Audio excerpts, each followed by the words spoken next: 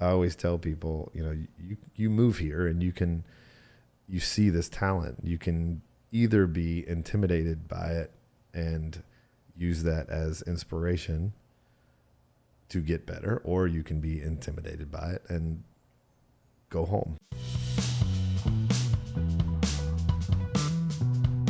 Darryl Scott says to you, if you want to come to Nashville to be a rock star, don't come here. Yeah. But if you want to come here to what? Become a great, to become better. He said if you want to come musician. here and be surrounded by the best songwriters in the world and the best musicians in the world, come and learn. Nashville. Yeah. Absolutely. So you come with that mindset. But to me, it seems like that's such a great line to be like, oh, what great advice. Of course, that's why I'm coming to Nashville. Sure. But come on, weren't you coming here to be a rock star? No. Like, no? How's that even possible? Because I was coming here to be a songwriter. And in the back of your mind, it really didn't seem like I have a shot, or I want to try to become. Of course, I had dreams of that as a kid, and have been in bands, and that's why I got into writing songs. But at that point in my life, I had hustled as much as I thought I could in Virginia. At least I'd played every venue I could and had been in bands and everything, and I just really was so interested in the songwriting end of things that I thought, well, I can move there, I can learn, and hopefully I can have a career where I'm at home and I can have, that life, but I can go in and write songs every day and have a career making music, and never thought about trying to do what I'm doing right now. Once I moved here, it was just go to Nashville, learn how to write a better song, try to be a songwriter. That was it. And was that a little bit because you just felt it was so unattainable, or did it feel like even though becoming a songwriter is, hard enough as it is and incredibly noble, did it feel like that was as far as I was going to get because there was no way, like, becoming a rock star is even harder? Like, is that? I don't think so. No, I think it was just, that's where my interest lied at the moment. Yeah. Was just, I think I need to be better. I came here and, saw that round at the Bluebird and was like, I'm not good enough. Whoa. Yeah.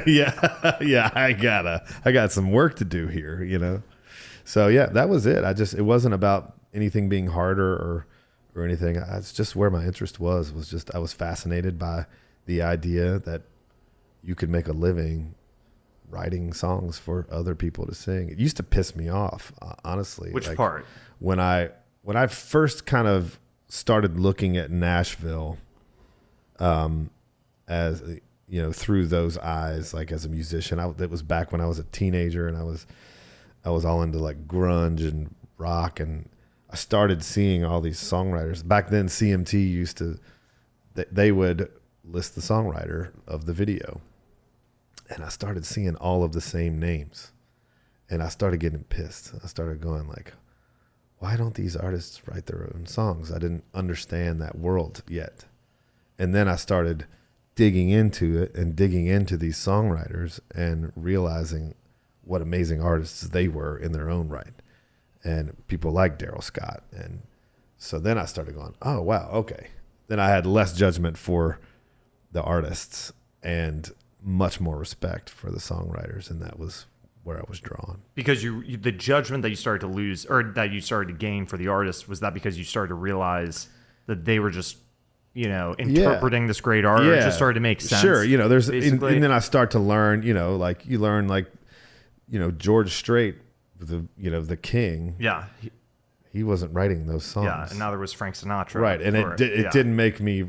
I suddenly was like, oh, okay, that's a viable. Of course, that's something people do. I didn't, I was so naive and thinking that everything was just so, an artist in there like pouring his heart out and then ripping it out on stage for people. But you guys basically, I think there's like one song on this new album, Memory Lane, coming out that's like an outside cut. Yeah, it's the only one we've ever done. Only one. So basically, you guys have written. Is that because you feel like you have so many great writers in the band that we just don't need outside cuts? And does it make it a little more personal that all your songs are... I think there's a part of me that still hangs on to that sort of ideal that I should be delivering. If I'm delivering the message, I want to make sure I'm delivering the message I want to deliver.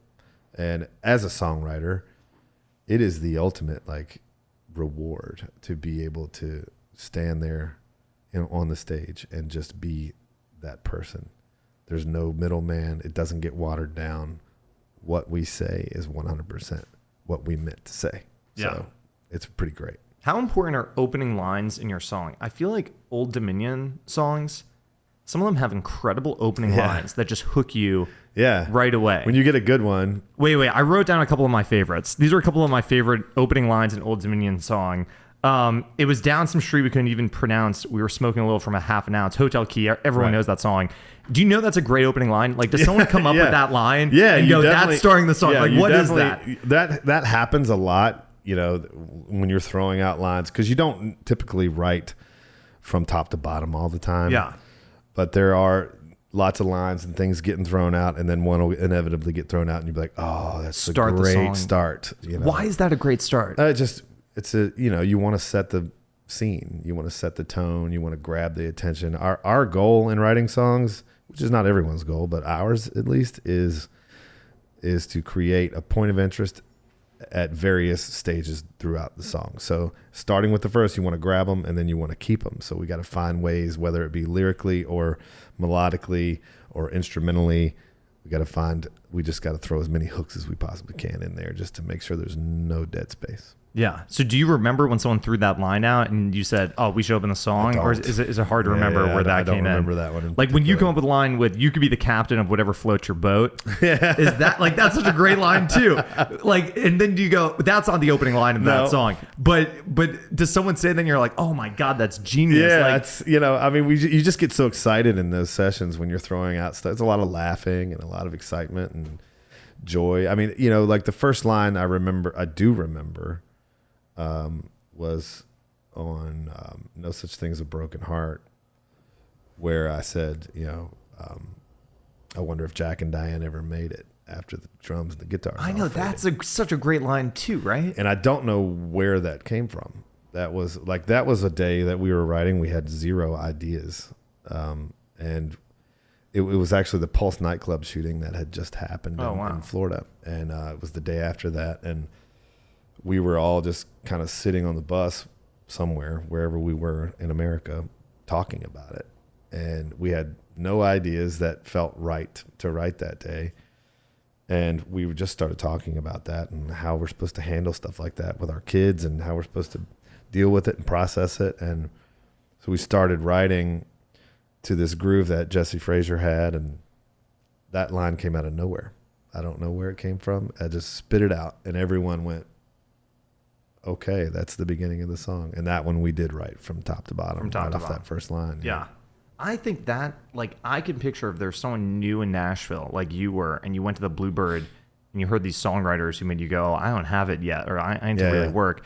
I feel like some of your opening lines in songs would have that effect on me if I was a songwriter. Yeah. I would hear some of them and I'd be like, oh, I need to get to that level. Yeah, sure, yeah. Like I hope so. You hope so, right? Yeah. But I just think, like, you guys especially, maybe I'm overthinking it, but I feel like compared to so many other songs that I love, like Old Dominion always has these opening lines that are always like, just pull you in. Yeah, we try to make sure that every line is like that. It's great. Yeah. We try to make sure there's no throwaway in there. So hopefully, and I always tell people, you know, in situations like that, like with me at the Bluebird, or if you were sitting there, I always tell people, you know, you move here and you see this talent. You can either be intimidated by it and use that as inspiration to get better, or you can be intimidated by it and go home.